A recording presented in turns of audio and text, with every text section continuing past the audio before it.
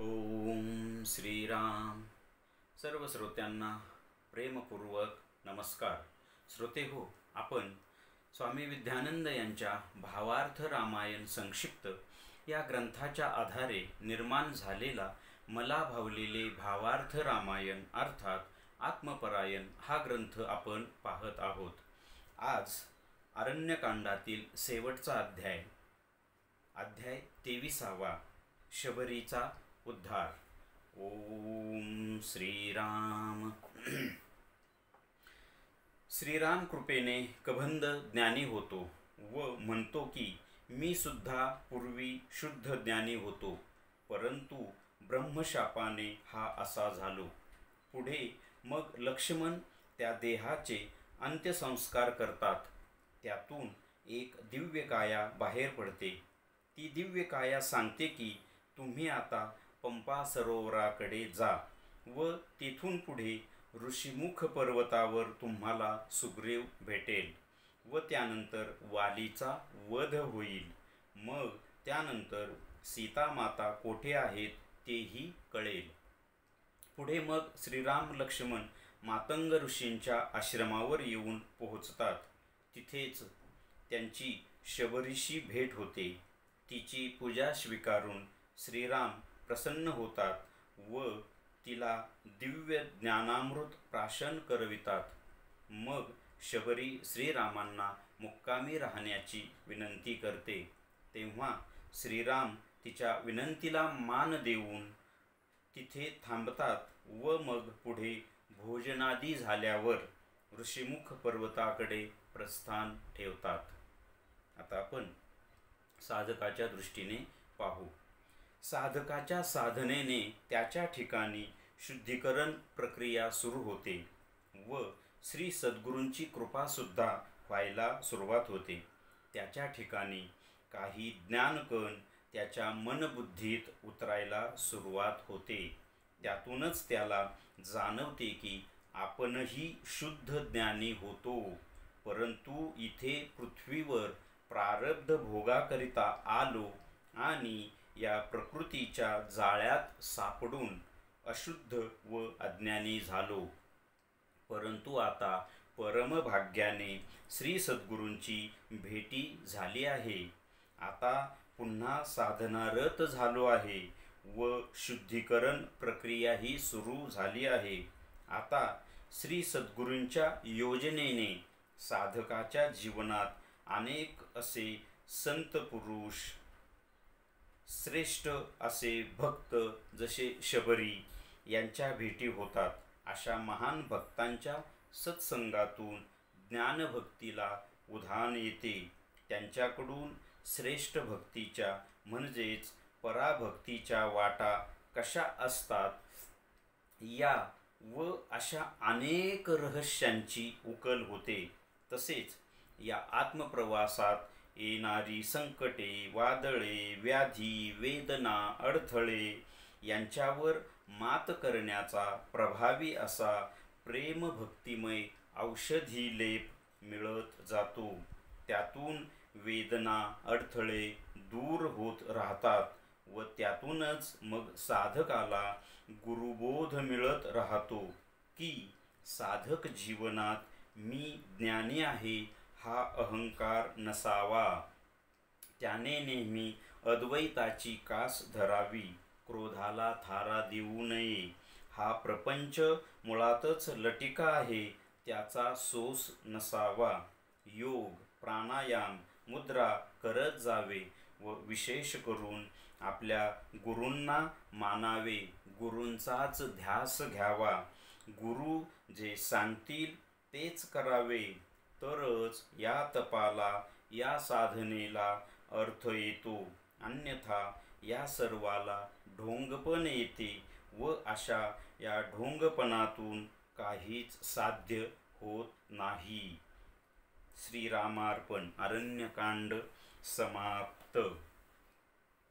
आता आपण या कथेचे सार थोडक्यात पाहण्याचा प्रयत्न करूया. इथे कथेमध्ये कबंधाच्या त्या देहावर लक्ष्मणाने अग्निसंस्कार केल्यानंतर त्यातून एक दिव्य काया प्रगट होते व ती दिव्य काया सांगते की मी पूर्वी शुद्ध व ज्ञानी होतो, परंतु ब्रह्मशापाने मी असा हा झालो. त्यानंतर मग ती दिव्य काया सांगते की तुम्ही आता पुढे पंपा सरोवराकडे जा. तिथून मग तुम्हाला ऋषीमुख पर्वतावर सुग्रीव भेटेल. त्यानंतर वालीचा वध होईल आणि मग सीता कुठे काय वगैरे हे तुम्हाला तिथे सगळं कळेल. मग ते पुढे पंपा सरोवर येतात. तिथे शबरीची भेट होते. महान अशी भक्त शबरी तिच्या संपूर्ण प्रेम भक्तीचा श्रीराम स्वीकार करतात आणि मग तिथे एक मुक्काम करून ते पुढे ऋषीमुख पर्वताकडे प्रस्थान ठेवतात. ही कथा रामायणाची झाली. आता साधकाच्या दृष्टीने कसं, साधकाच्या दृष्टीने साधकाच्या जीवनात साधकाला सद्गुरू भेटतात, त्याच्याकडून अनुग्रह मिळतो, तो परखड साधना करतो, त्याच्या ठिकाणी शुद्धीकरण प्रक्रिया सुरू होते आणि त्यामुळे त्या शुद्धीकरण प्रक्रियेमुळे त्याच्या ठिकाणी काही ज्ञानकण अवतरित व्हायला लागतात. साधकाच्या अंतरंगातच ज्ञान हे बाहेरून येत नाही. आपण जरी कितीही ऐकलं तरी आपल्या स्मरणात किती राहतं. म्हणून ज्ञान हे आतून उदित होत राहतं. ऐकलेलं त्यावेळेला स्मरण होतं आणि आपल्याला आपण ते वैखरीने बोलतो. ही प्रक्रिया, शुद्धीकरण प्रक्रिया जेव्हा सुरू होते ना, तेव्हा ते ज्ञानकण आपल्या हृदयात कायमस्वरूपीसाठी स्थिर होतात आणि मग आपल्याला ते ज्ञान होऊन आपण काय वगैरे कळतं की आपणही शुद्ध होतो, म्हणजे आपणही परब्रह्म स्वरूप होतो. तिथून अवनत होत होत होत होत जड या अवस्थेला आलो आणि पुन्हा उत्क्रांत होत होत आता मानव या अवस्थेत आहोत. इथेही आपण अज्ञानातच आहोत, परंतु सद्गुरूंच्या कृपेने, साधनेने शुद्धीकरण सगळे घटक शुद्ध व्हायला सुरुवात होते आणि ज्ञान आपल्याला मिळायला सुरुवात होते. तसंच हे होत असताना सद्गुरू अशीही योजना करतात की आपल्या जीवनात अनेक श्रेष्ठ दर्जाचे साधक, सज्जन, संत, सत्पुरुष हे भेटतात आणि त्यांच्याकडून आपल्याला या अध्यात्मातल्या ज्या गोष्टी अद्यापपर्यंत आपल्याला काहीही माहीत नाही, त्या गोष्टींची उकल, त्या गोष्टींची रहस्य आपल्याला माहिती व्हायला सुरुवात होतात. आणि खरंच ही फार सुंदर गोष्ट आहे. हे ज्यानं त्यानं आपापल्या साधनेने आणि अनुभवाने मिळवावं. कारण आतमधली जी काही रहस्य असतात ना, ती आतूनच उदित होतात. सद्गुरू तशी योजना करतात आणि कोणाच्या तरी मुखातून, अशा संत महापुरुषांच्या सत्संगात गेलो की त्यांच्या मुखातून ती गोष्ट कळते आणि अरे हां, आपल्याला हे माहीत होतं. असं ह्याची जी रहस्यांची उकल असते. म्हणजे सभा थोडक्यात मी जेव्हा ध्यान अवस्थेत शिरतो तेव्हा मी आत आत आत आत जातो, शून्यात जातो, पोकळीत शिरतो, प्रकाश दर तेव्हा कळायला लागतं की अरे हे हे हे किती वैभवशाली, हे किती वेगळं आहे. भौतिक जीवनाच्या अतिशय विरोधात ह्या गोष्टी आहेत आणि हे ज्ञान आतमध्ये मिळायला सुरुवात होते. मात्र सत्संग हा घडावाच लागतो. त्यातून अनेक रहस्यांची उकल होते आणि ती रहस्य आपण स्वीकारायची असतात. मात्र त्यामध्ये कुठल्याही प्रकारचं ढोंग आलं नाही पाहिजे. ढोंग आलं, रहस्य गायब होतात, ते ज्ञानसुद्धा गायब होतं. पुन्हा आपण अज्ञानामध्ये पुन्हा अवनत होतो. म्हणून अध्यात्मात ढोंग पण चालत नाही. तेव्हा ती रहस्य आपल्याला व्यवस्थित समजतात. आता या रहस्यावरून मी तुम्हाला एक छोटंसं एक उदाहरण देतो. एक सावकार होता आणि त्याचा एक मित्र, एक ज्ञानी मनुष्य होता. अध्यात्मात त्याला बऱ्यापैकी समज होती. तो सावकार त्याने बरंचसं धन वगैरे जमा केलं होतं आणि त्याचा मृत्यू झाला.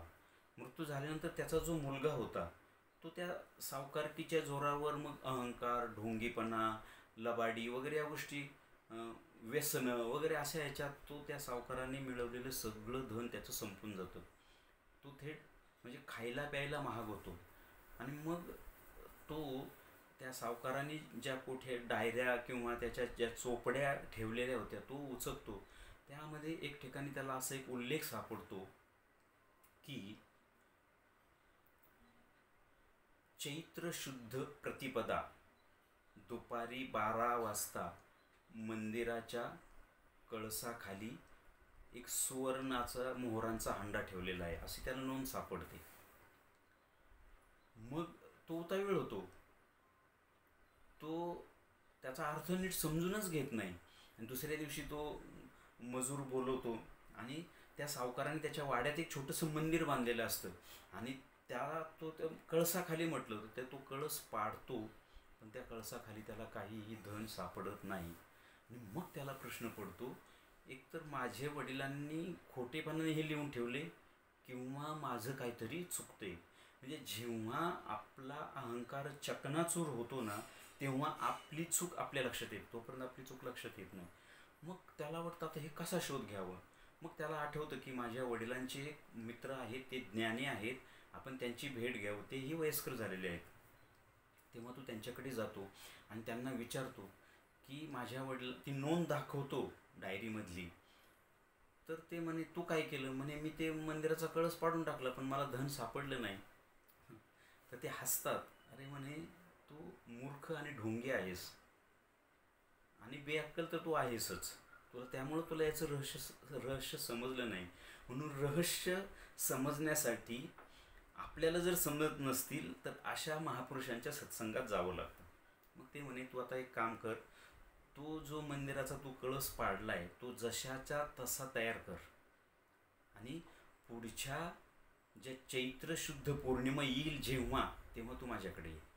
पण म्हणे याच्यात काय रहस्य आहे ते ते तुला मी नंतर सांगेन. तो कळस जसा होता तसा बनवून घेतो.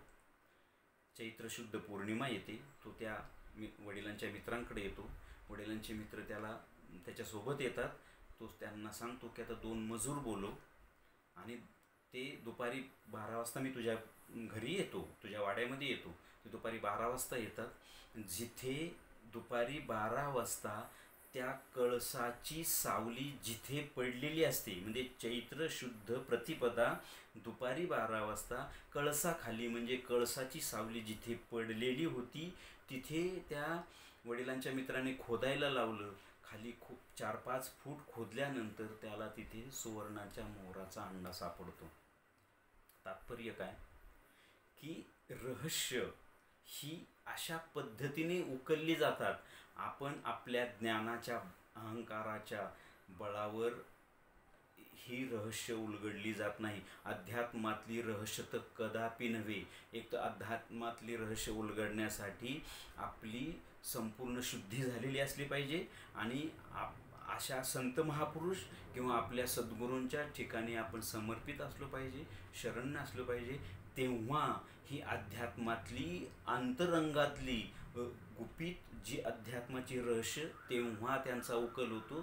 त्या रहस्यांचा उलगडा तेव्हा आपल्याला कळतो आणि ते रहस्य तेव्हा आपल्या हातात सापडतात. त्यानंतरचा जो पुढचा प्रवास आहे तेव्हा मग तो आत्मप्रवास मार्ग मोकळा होतो. अशी रहस्य संतांच्या संगतीत किंवा गुरूंच्या संत संगतीत आपल्याला सापडतात. श्रीरामार्पणमस्तु. हरि ओम तत्सत. ब्रह्मार्पणमस्तु.